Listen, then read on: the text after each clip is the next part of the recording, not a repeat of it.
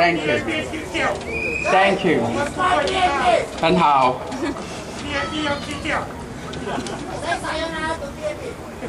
I will. And I'll give you the privilege to do that.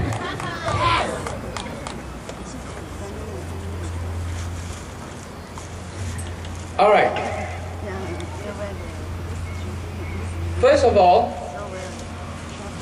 before I go into my speech, I just want to tell you something, because today we are here in the Sembawang GRC, and because my teammate and I, we are here candidates for you in Sembawang GRC.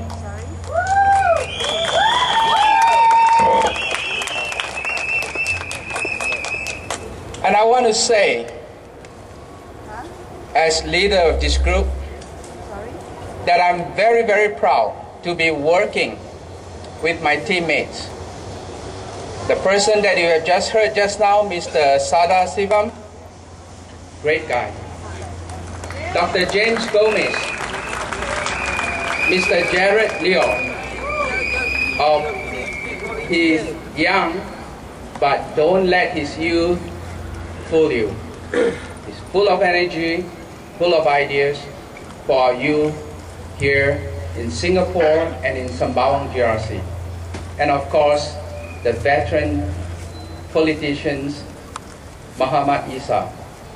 They are all great people. I'm very proud to be in a team with them. Can you give them a round of applause?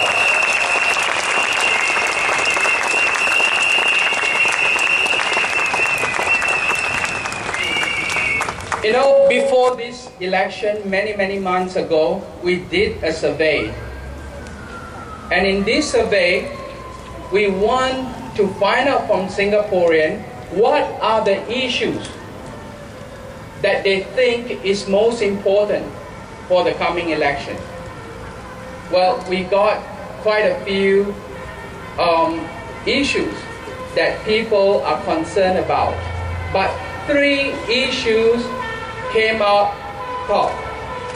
These 3 issues came up over and over again. People tell us, you must address the rising cost of living.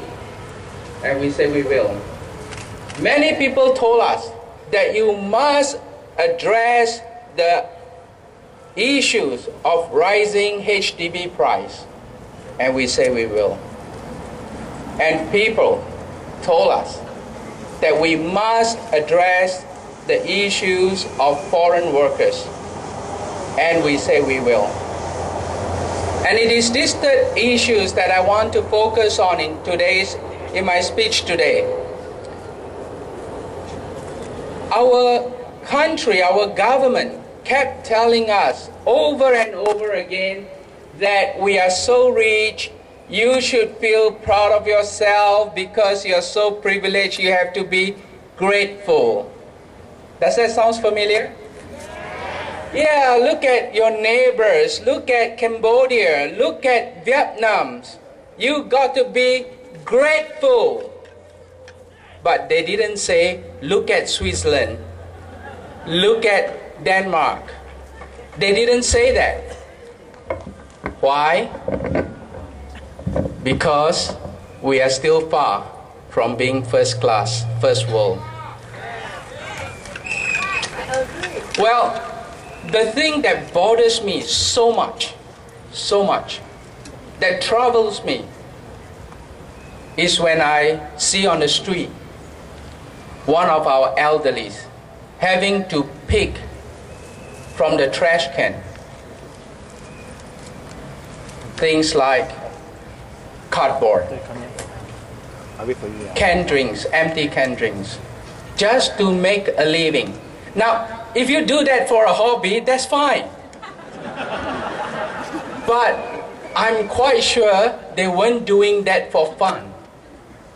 They have to get their next meal and their next. I just spoke to one person recently and asked her, how much can you get from your selling this paper carton? And she told me, $4 a day. You know, with $4 a day, I don't know how she survived. This morning, I was here in Marsiling, and I was shaking hands with a lot of people on my walkabouts, and I met this person, and I introduced myself, and I asked him for support. He got very agitated, and I thought, uh-oh, maybe I'm getting to, you know, maybe I bump into a PAP supporter or something. But no, he was agitated. And when I listened to him more intently, he was complaining to me how that his life was really bad enough. And now, with the influx of foreign workers, it got worse. And do you think, I start trying to guess what kind of job he's in. Is he a manager? Is he a, you know, what? Is he a technician, an engineer? Well, he told me that for the last 1 year, he has been picking carton boxes just to make ends meet. And now, even with that, he says in his agitated way, he says, 我这个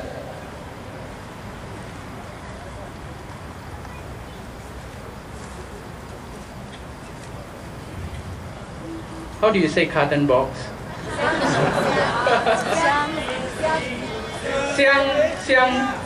纸箱 That's right. He says, 我这个纸箱的生意，小小的纸箱生意，他们也要跟我抢。And he's pointing to the foreigner, the Chinese PRC, who came here, who brought their parents, and then their mom start picking up carton boxes too. Now, even that, we are faced with competition. I mean, that is really pathetic. What has our country come to? What has our country come to? You know, yesterday morning, I was on my round 2, and I met this person and extended my hand, and he looks kind of, you know, sometimes you have to guess whether they speak Chinese or they speak English or Malay or what, you know. So I kind of sized him up a little bit and thought, oh, maybe I should approach him with my Chinese, even though it's not really good, right? So I went up and said, 陈良玉候选人，请多多支持我们. And he said, English, please. Okay, so I used my English and introduced myself. And then he said, oh, don't worry, I will support you, but you must speak up for me. And I said, oh, sure, that's what I do best, speaking up for the people. I said, what do you want me to speak up on your behalf? And then he says, I've got no job for a year. I lost it to a foreign workers. And as he was saying that, there was tears coming down his eyes. And I just don't know how to react. My heart went out to him, but what can I do? I can't do anything. But together, all of us can do something. All of us can go to the voting booth and tell our government enough is enough.